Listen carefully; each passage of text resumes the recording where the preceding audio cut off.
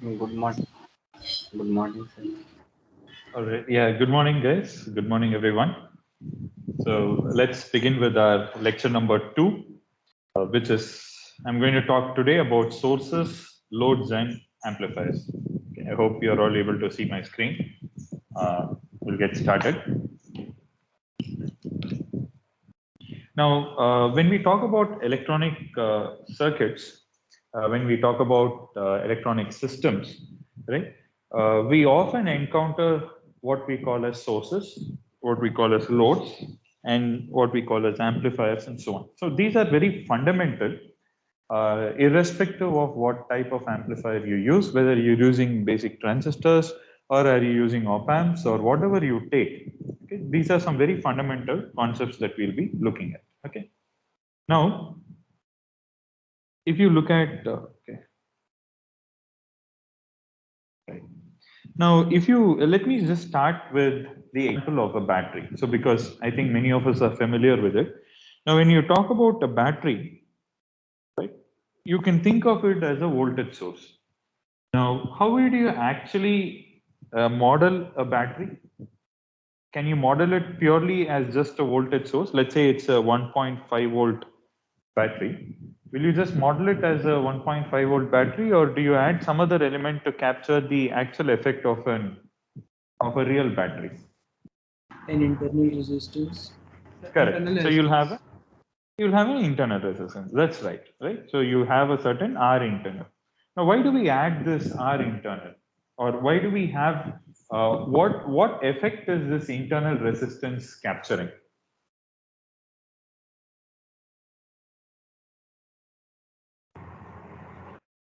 The When resistance. there is flow of current, the voltage across the battery decreases. Correct. Very good. Right. So when you have, let's say, some element, okay, let's say this is your battery, right, and let's say this is connected to some load. Okay. Now, since this is, let's assume that it is pulling or drawing a DC current here, let's call it I. So, which means that this is basically going to be some kind of a load resistance. Let's call it RL, right? Now, what we are interested, let's call this as the V bat, and let's call this as the V out, or let's maybe just say VL, or the voltage across the load. Now, what is the voltage across the load? This is nothing but the battery voltage minus the current that is drawn multiplied by the internal resistance, right? Now, what do we understand from this? As your current increases, what happens to the voltage across the terminals of the battery? It basically starts Decrease. going down. Right.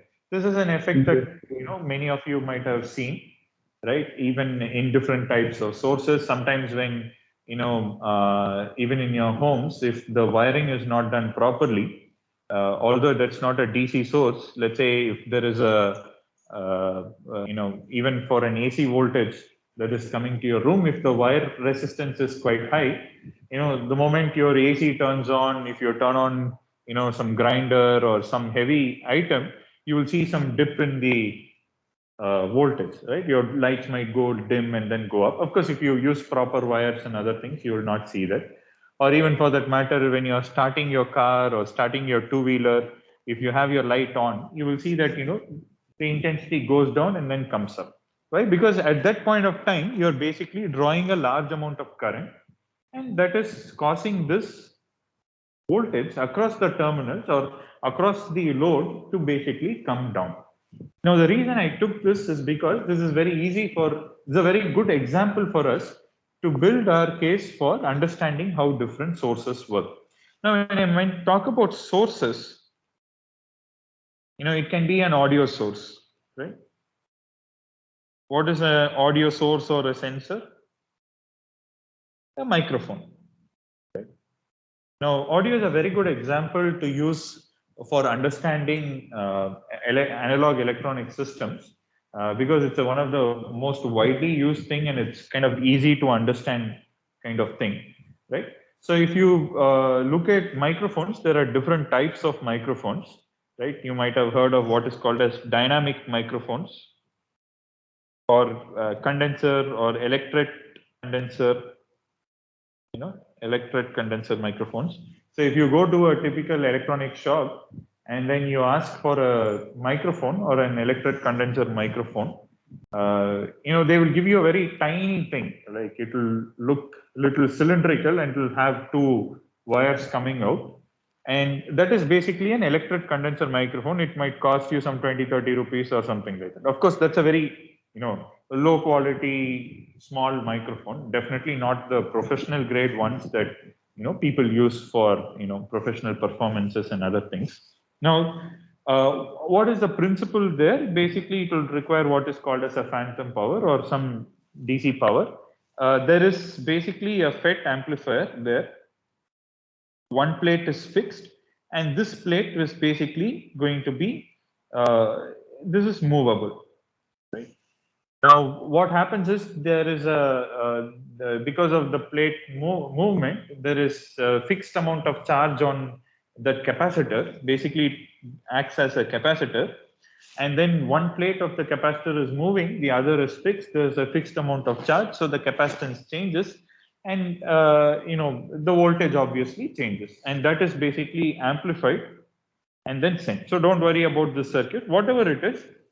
If you look at the impedance of a microphone, you can model it as, let's say, a source. Let's call it as Vn. It will also have a certain source resistance. Let's just stick to Vs and Rs. Okay. So this is true for any type of sensor. It can be a pressure sensor. It can be an acoustic sensor, or it can be, something that is measuring displacement, velocity, acceleration. It can measure even maybe temperature or audio or any type of sensor if you take. Okay. So any input to your system, anything that is going to give act as a sensor or as an input, it will always have what is called as a source resistance. Right now, when you want to measure this particular quantity, okay, what you are actually interested in is to measure what is Vs, right? But then when the moment you fix any kind of a measurement equipment, okay, let's say this is some black box which is going to be your measurement equipment. Now this will always have a certain input resistance. All right. If you, let's say, for example, if you're using an oscilloscope to measure, okay, if you go through the data sheet of an oscilloscope, right, you will see that they would say that at the input, it is basically a 1 mega ohm impedance in parallel with some, some nanofarads of capacitance or some amount of capacitance will be there, okay, or some 500 picofarad capacitance, or depending on the make of that particular oscilloscope. Okay, it can be a CRO or even a DSO, a digital storage oscilloscope. Either of the things, they will say that the input impedance is basically going to look like this, which means that your oscilloscope's input impedance is 1 mega ohm in parallel with a 500 picofarad capacitor. This is the input impedance of your oscilloscope. Now, when you talk about let's say a multimeter, let's say you're measuring a DC quantity, right? Now that is going to have a certain amount of impedance as well, right? Now, what can we say about these measurement quantities? We can always say that all these measurement equipment, the Rn, while measuring voltage quantities, how should it be? Should it be high or should it be low? Very high. High, sir. It should be very high. Okay. And ideally, you want it to be infinity. Okay. So that's how you want it to be. But then we don't, I mean, obviously, there is nothing like infinity in real world. Like you don't have infinite impedance, right? Of course, when you talk about an open circuit, it will be, some giga ohms or something like that, or even more than that. Whatever it is, we want some very high impedance when you're trying to measure a voltage quantity. Now, parallelly, we can also talk about current sources, right? So if you talk about some sensor, let's say, which is basically giving you a current output, all right? Yes. Now you can talk about it as a current source, let's call it IS. Yes. Now, how can you represent an ideal current source? Sorry, an ideal current source is what I have drawn. How can you represent a real current source? So resistance There is a parallel to it. resistance in It'll parallel. be in parallel. Okay. In Yes, fact, sir. like even for example, so let me in passing make this comment that although your source, we will see later that for example, if there is, let's say, one amplifier A1 driving another amplifier A2, right? You can express this as either a Thevenin equivalent, or you can express this as a Norton equivalent. Okay, so this is a very versatile way of modeling systems, such that when you have multiple blocks being interfaced, okay, you have a source, you have an amplifier, you have a filter, all these different blocks being connected one after the other, the way that you model these things and understand how they interact between the two is to understand, express them or model them in terms of a Thevenin equivalent or a Norton equivalent. Okay, so what we saw here is basically a Thevenin equivalent of the source, and this is basically going to be the Norton equivalent of your source. I'm sure you have learned about how to, given a certain network, how to basically extract its Thevenin equivalent or calculate its Norton equivalent. Right now, here talking about the source by itself, right? Now, when you talk about the source, when you talk about the voltage source, sometimes if you, in the case of, let's say, microphones or some kind of pressure sensors or displacement sensors and things like that, you are stuck with a certain amount of source impedance, right? Now, if you had the control over the source impedance, okay, for a voltage source, what would you like the source impedance to be? Would you like it to be high or would you like it to be low? Very low. Low.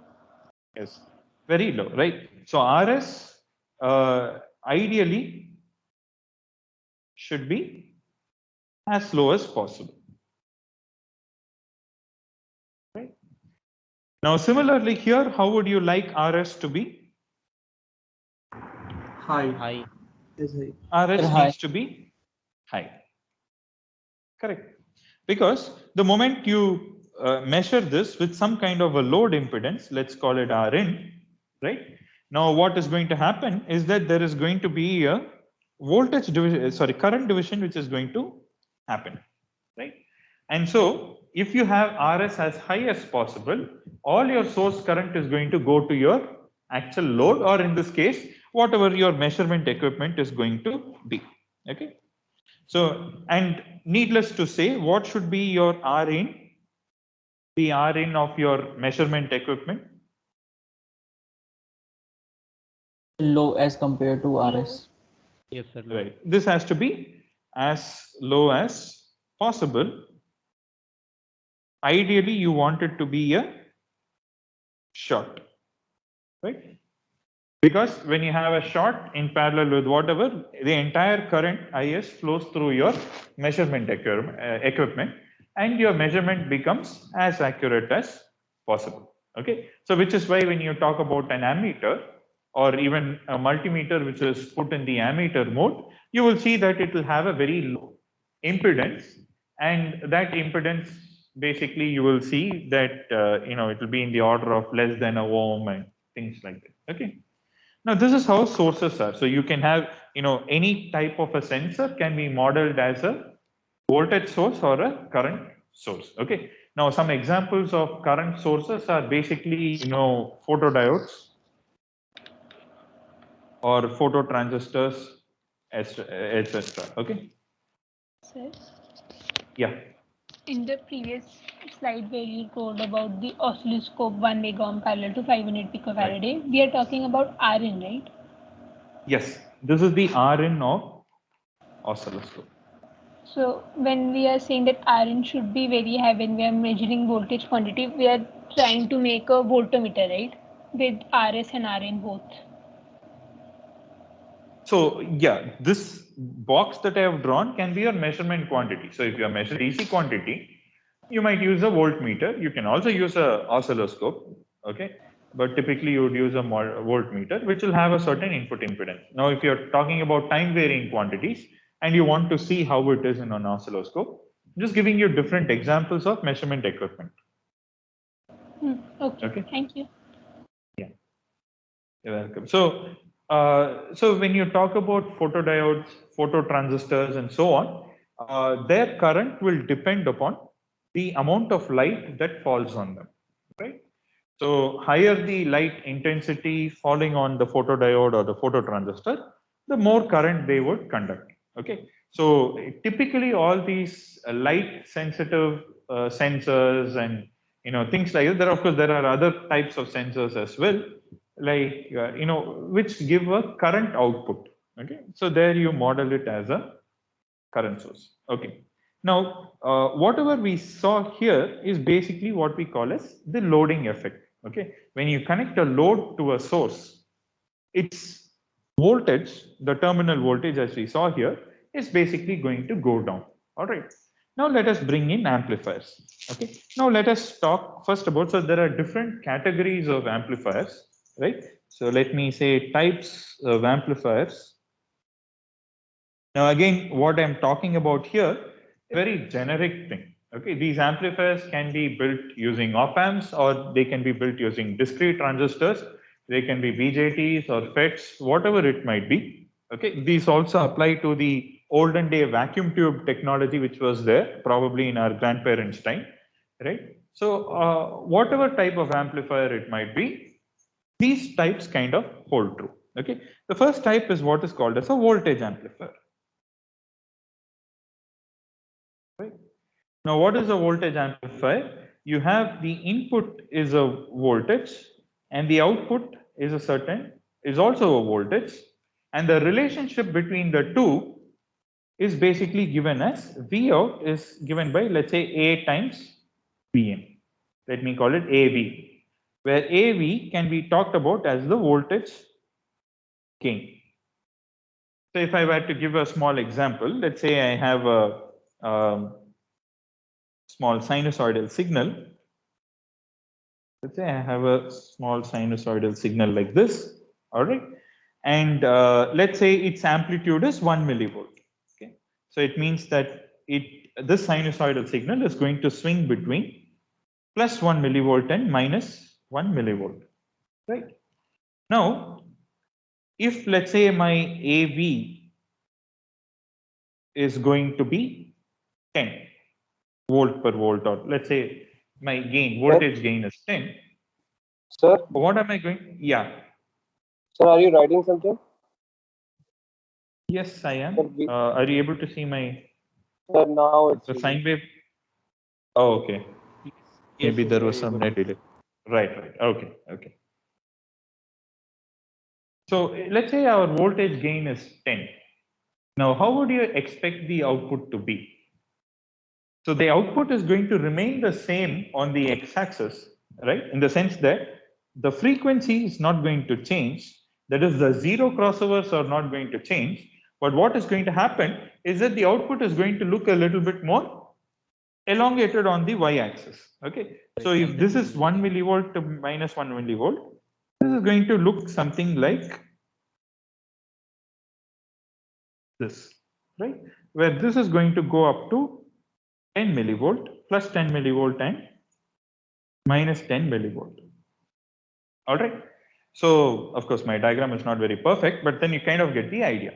Now, if I were to write it mathematically, I can, let's say, V in can be written as some, let's say, Vs sine omega t, or in this case, Vs is going to be 1 millivolt, 1 into 10 power minus 3 sine omega t, right? And my V out can be written as 10 millivolt into sine omega t. Right? So the time domain information, the x-axis information remains pretty much the same. The zero crossings will exactly align with each other, but then you're going to have the amplitude is only the amplitude is going to get changed. the amplitude is going to get scaled by this factor of voltage gain. All right. Now, how can we model this particular amplifier, right? So let's look at it. So we know that we have a source, let's call it as Vs. It has its internal impedance Rs. And now our amplifier, the way we can model it is basically saying that it has a certain input impedance. Okay, let's call it the Rin of the amplifier.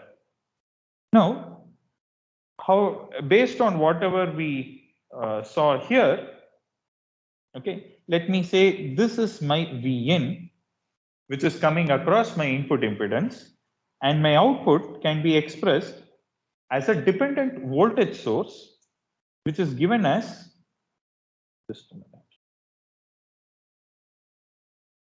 The value of this dependent voltage source can be given as AV times Vin, Vin being the voltage across this input impedance, right? And now, because this is again a voltage source, we know that any real system will also have its own internal resistance.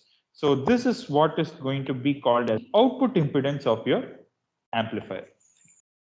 Okay, so this whole thing is how your voltage amplifier can be modeled. Sir, Yes. so this Rout is the sir internal impedance of this dependent source. Yes. So this is basically your amplifier. Let's say you're using an op amp for driving your load, okay? And or maybe you're using a transistor-based amplifier.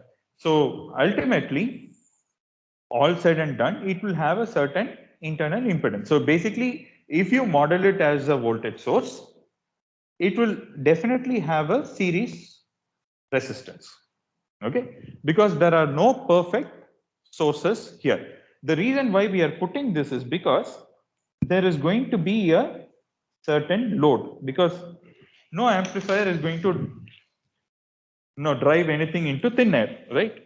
The moment, even if you want to measure this, it's going to have a load. For example, if you're talking about an audio amplifier, right? This audio amplifier has to drive your headphones or your speaker. So the speaker is going to have a certain impedance, right? And or resistance. If you take many of your, if you look at your headphones also, if you look at its product brochure or something, sometimes they'll say, okay, your headphones impedance is 32 ohm, 64 ohm. Sometimes you'll have around some 100 ohms or something. If you look at some of these commercial speakers, they'll say, okay, this is a 16 ohm speaker or an 8 ohm speaker, 4 ohm speaker. So all these things are available, are there, right? So if you talk about an amplifier, the amplifier's behavior is also going to be dependent upon what kind of a load you are going to put for the amplifier, right? Depending on the load that you attach, its gain might change or may not change. The effect to the extent to which its gain is going to change, its response is going to change, is captured by this output impedance of this amplifier. Okay, so any amplifier, if you take, it will always have what is called as an input impedance, and it will also have what is called as an output impedance. Okay, so Rn is the input impedance of the amplifier. Now this is going to give us an information about how well it can interface to any source, right? As I mentioned, any system you take will have some impedance at its input, right? So what is that input impedance? That is here. And Rout is basically what is called as the output impedance of the amplifier. And this is going to tell us or help us understand how the amplifier is going to behave for different loads.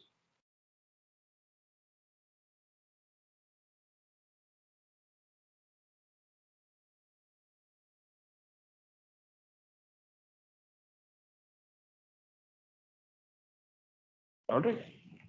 So, and another way to look at it is there are no ideal sources in this world. So any source will have this series resistance, or any current source will have a shunt resistance. Okay. So now if we were to calculate the overall voltage gain, how can we calculate?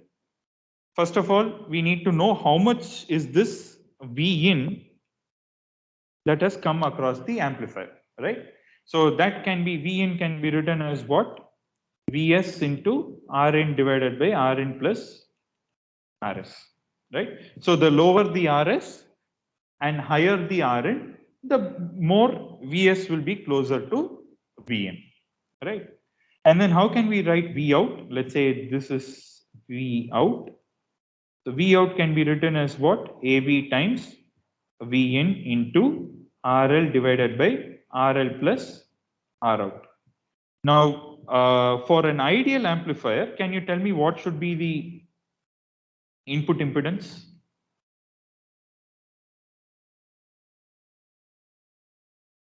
Infinite. It should be infinite. Very good. For an ideal voltage amplifier, what should be the output impedance? So ideally zero. It should be 0. Very good. Okay. Now, because it is going to be non-zero, you will have this thing. So the overall voltage gain, capital G, can be written as what? V out divided by Vs, and that is going to turn out to be Rin divided by Rin plus Rs into AV into RL divided by RL plus R out.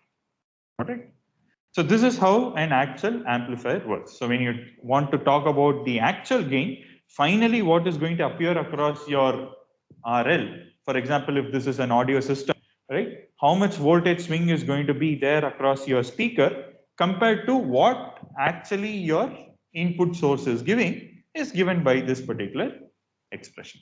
So here what is important is to know the loading that happens at both the input of the amplifier and at the output of the amplifier. Okay. This is just to help you understand that these quantities R in and R out play quite an important role. Okay. Now let's look at another type of an amplifier. The second type of amplifier, as you might guess, can be given as a current amplifier. Now, what is a current amplifier? Obviously, we have doubts. Yes. Yeah, please. Sir, in that previous diagram, you attached it with a single wire, but how it will work with a single wire? Sorry, can you repeat? I don't. How it will work with a single wire attached in the voltage amplifier? That RIN side is attached with the. Oh, this one. You're basically talking Yes. about this, right? Okay. Now this is a model. Okay. So let me just maybe. Right. So the amplifier, for example, this is a very similar common emitter amplifier that you have, right? So let's say this is your V in and V out. All right. So have you studied the small signal model of your BJT? You have not studied that, is it? The hybrid pi model? No, sir. No, sir. No. Okay. No, sir. Okay. So, okay, then forget about it. Now, this is just a model. This is to say, this is a black box. This is not my actual circuit. This circuit can be equivalently expressed as having a certain input impedance. And this is the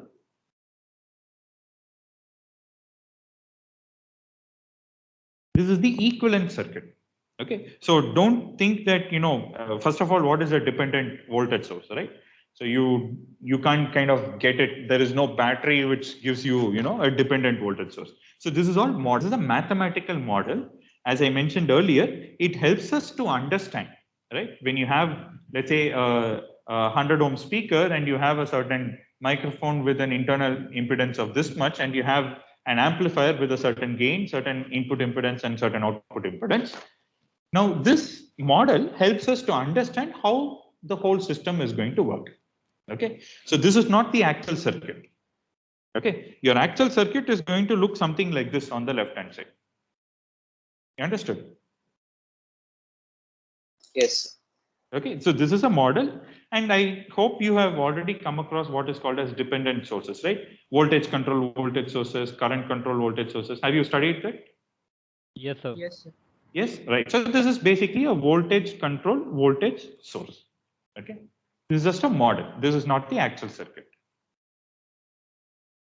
Understood? Yes, sir. Yes. Oh, good. Yeah.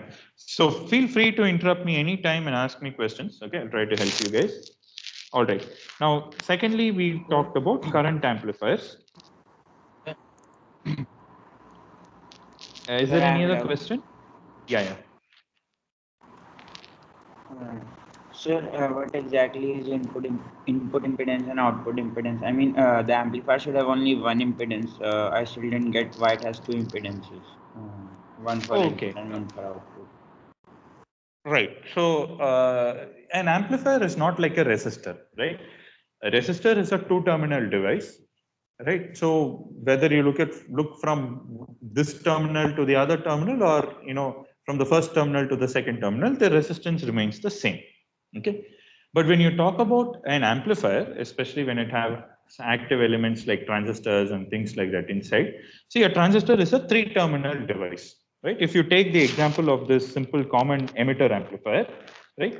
The input is going to get connected here, right? So what is the input impedance going to be? What you're going to look into the base of the transistor, right? How much current is the base of the transistor going to take, right? Or in other words, what's your IB, right?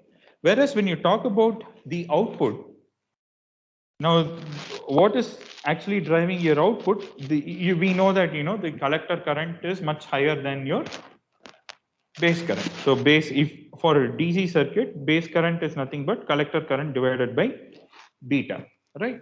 So the amount of current that is driven to, let's say, we'll put a DC block capacitor and other things, right? Just assume that this capacitor is just to block the. Okay, let me not complicate it. We'll come to all that later.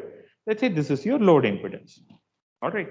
Now this load impedance, the ability of this amplifier to drive this RL is going to depend upon the value of RC, the value of the collector current, and so on. Right.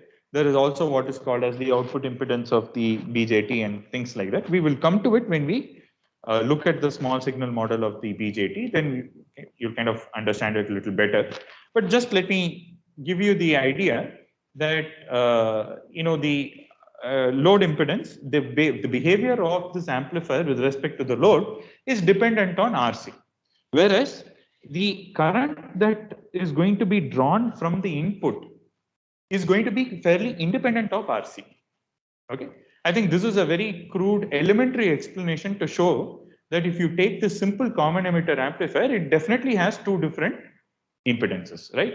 For the input side, it has a different behavior, different phenomenon happening, and the current drawn at the base is very, very small. Let's say it's in the order of microamps, whereas the current at the collector is easily in the order of some milliamps.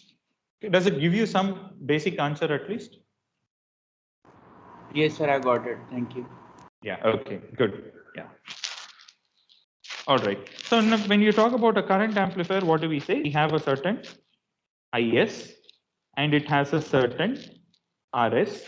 Now, how can we model a current amplifier? Obviously, it is going to have a certain input impedance, but we know now that this input impedance has to be as low as possible, right? So, and this is going to be a current controlled current source. Okay, so this is going to be a C. Let's just say that it is going to be AI times the current in here I in, and this is, since this is a current source, the Norton equivalent of this amplifier is going to have a certain R out like this. Okay, now this is going to go and drive a certain load. Okay, so basically this is your current amplifier, right? Okay, now let us write something. So ideally, what should be your R in here? 0. Ideally, it has to be 0 because you want all the current IS to go into the amplifier, right? Because whatever is flowing into the amplifier, I in, That is what is going to get amplified by this factor, right? So ideally you want Rn to be 0, and in practically you want it to be as low as possible, right? Now can you tell me about R out? Infinity, ideally. Ideally you want it As infinity. It has to be as high as possible, right? Because you want all the current that is generated inside the amplifier to go to the load. In other words, that even if you change the load impedance, you don't want your output current to basically change. So how do we define the gain here? So the overall GI can be defined as I out divided by IS. I will leave you to write the expressions here because it's quite simple, right? So you can define what is I in and what is I out, and you can write the expression. Okay. So basically, this is how your current amplifier works. So it has current as input and current as output, and we are working with Norton equivalent circuits here. And here you can see that the input and output impedance requirements are exactly the opposite as that of a voltage amplifier. Okay, exactly opposite. Right. Now, any doubts in current amplifiers? Basically, what I'm doing here is that the amplifier is modeled as a Norton equivalent circuit. In the previous case, we modeled it as a Thevenin equivalent circuit, the output section. Okay, we will see how you can do all this. We will calculate these things for different types of amplifiers and so on. Okay. All right. So let me move to the third type of amplifier. This is what is called as a trans. Okay, before I give the name, here the input is going to be a voltage. Okay, and the output, let me say V out, V in, and the output is going to be current. Okay, input is voltage, output is a current. All right, it's a very interesting type of amplifier. This is also quite extensively used. Okay, especially when you talk about op-amp designs and so on. You basically start with this transconductance amplifier, and then you put the voltage buffer at the outside, and then it becomes an op-amp. Okay, so you will see that both BJT as well as an MOSFET can be kind of thought of as a transconductance element. So we will look at it later in some of the subsequent lectures. Now, why does it have the name transconductance? If you look at the transfer function, right, you can call it as, let's say, G. The output is current and the input is voltage. Okay, so the units are going to be what in terms of conductance, right? IV, just conductance. Now, because it is going to be input voltage and output current, this is called as transconductance amplifier, because it is kind of translating from voltage to current, and the transfer function is in terms of conductance. So this is called as a transconductance amplifier. Okay. Now, the input is a voltage, so let's model it as a voltage source, Vs with Rs, right?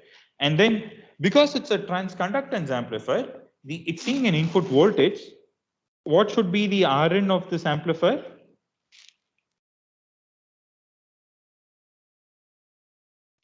Ideally, how should Rn be? High. It should be high. Infinity. Okay, as high as possible. Right? And then the output is basically a dependent current source. Now, in the previous case, we had a current controlled current source. Right? Here we will have what is called as a voltage controlled current source. Now, this current source is given as, let's call it Gm times Vn, where Vn is defined as the voltage across the input impedance, right? And obviously, since this is going to be a current source, you're modeling the transconductor, the output side as a Norton equivalent circuit. It will have a certain R out like this, and this is going to go and drive a certain load impedance. Okay, so this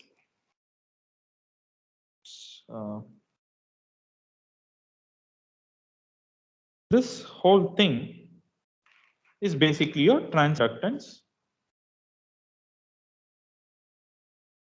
amplifier. All right. Okay, so we will in fact use this kind of thing very often, even while analyzing BJT based amplifiers or MOSFET amplifiers, because both of them can be thought of, especially MOSFETs can be thought of as transconductors. All right, you take a certain voltage, some variation in voltage translates to variation in current. All right. So now can you tell me ideally how much should R out be? Infinity. This has to be infinity and as high as possible. Okay. Now can we look at what is the effective transconductance here? So we can say that V in. So if I were to directly write the effective transconductance here, I can write it as what? I out as defined as here divided by Ps. This is going to be nothing but first there is a voltage division which is Rin divided by Rin plus Rs multiplied by Gm multiplied by R out divided by R out plus R in. Correct. So this is how your effective transconductance is going to look like. All right.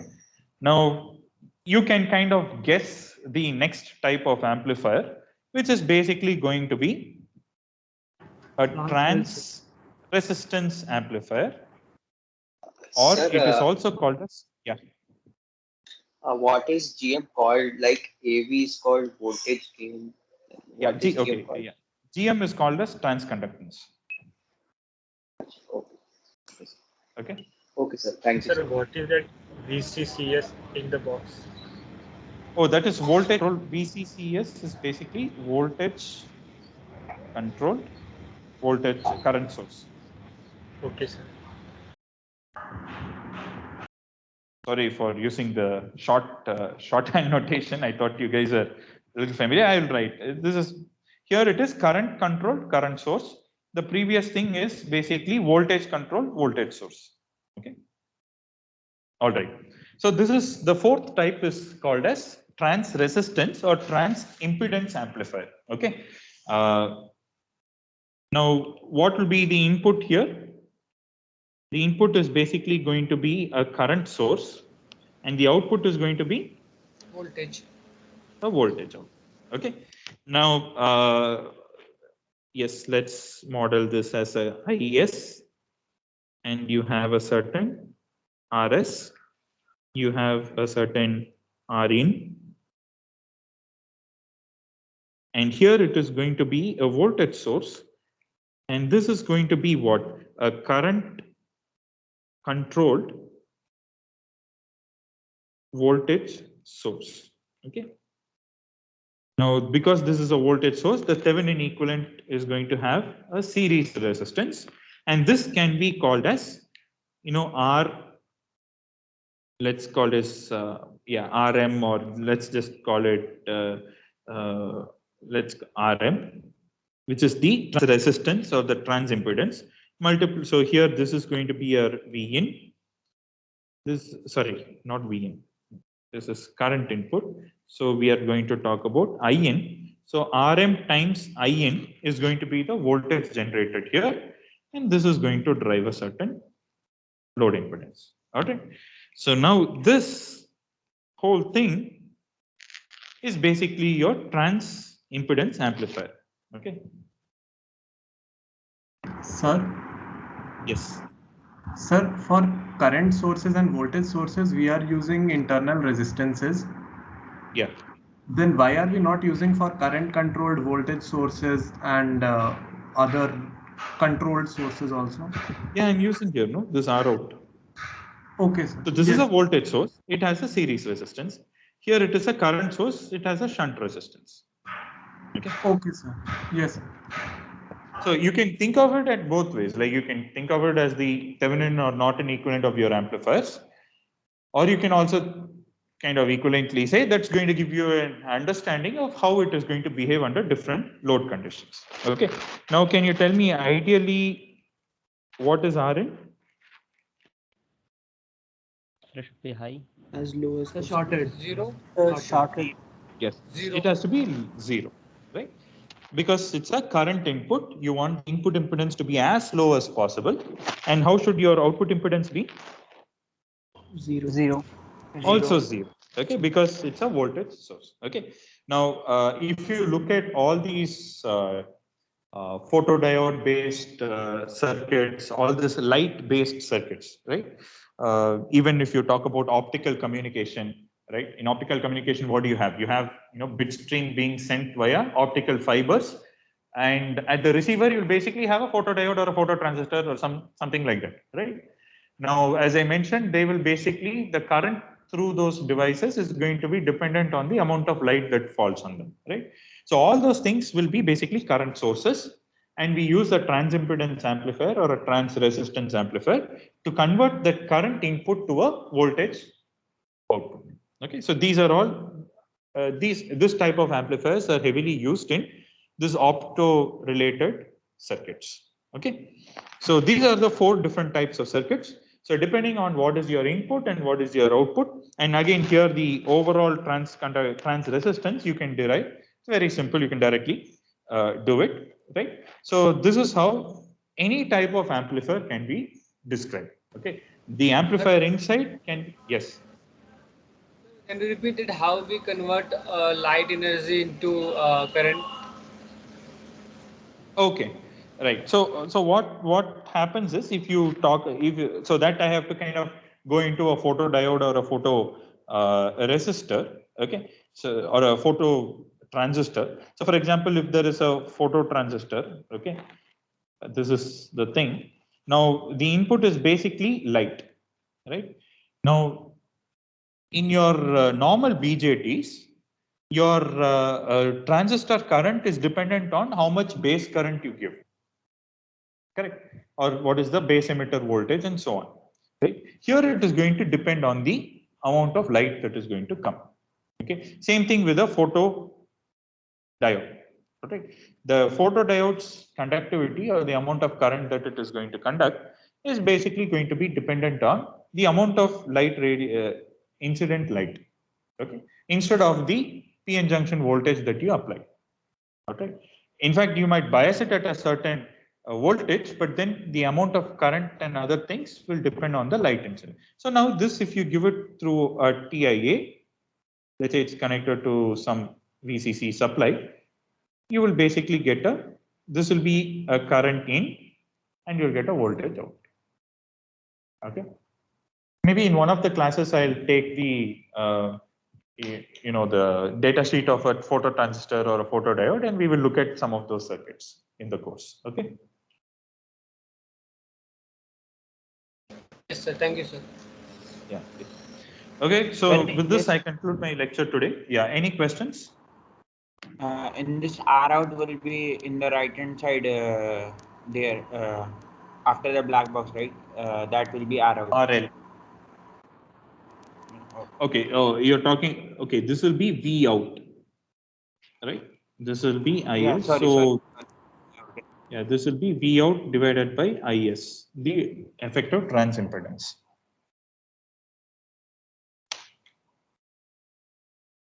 Okay. Sir. Yeah. Sir, what is G that is we have used G? So in previous one. Here I have said R. Okay. Sir, in previous which is the trans resistance. In so this is the effective trans conductance. Yeah, yes, effective trans conductance. Okay. So let me just write this as.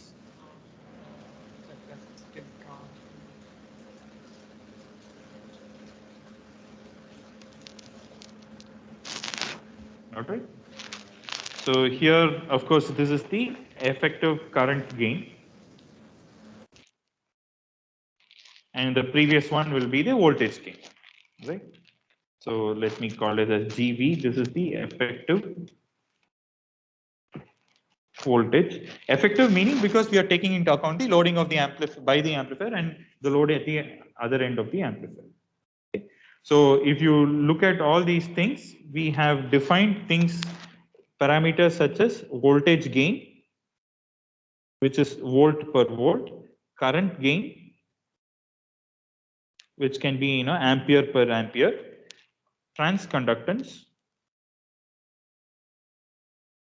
which is ampere per volt, or it can be in mho, or trans impedance or trans resistance, which will be volt per ampere or in terms of ohm, right? So this is the transfer function, and equivalently we have also looked at what will be the Rin required for your amplifier and Rout required for your amplifier. So this was infinity and this was 0. Here this was 0 and this was infinity, right? And here Rin both were basically infinity, and here it was both were 0. This is kind of the summary of what we looked at. Okay, oh, you have a voltage amplifier or a current amplifier or a transconductance amplifier or a transimpedance amplifier, and the quantities are as given below. All right. Okay, sir. Okay. Thank you, sir. Thank you, guys. So there is one more thing, like when you talk about high frequency, radio frequency amplifiers, you might talk about power gain, which is basically the power in and power out, and you will basically talk about the power gain. All right. So that is that's again depending on what exactly you are looking at. All right. Okay. All right. Thanks, guys. Yeah. Thank you, sir. Yeah. So the expression for conductance and impedance are reversed, I guess. No, sir. It's fine. It's fine. Yeah. Ampere I by V and V by I. Okay. Yes, sir. Sorry, sir. No issues. Yeah. Okay. Thanks, everyone. Have a nice day. Thank you, sir. Thank you, sir. Thank you, sir.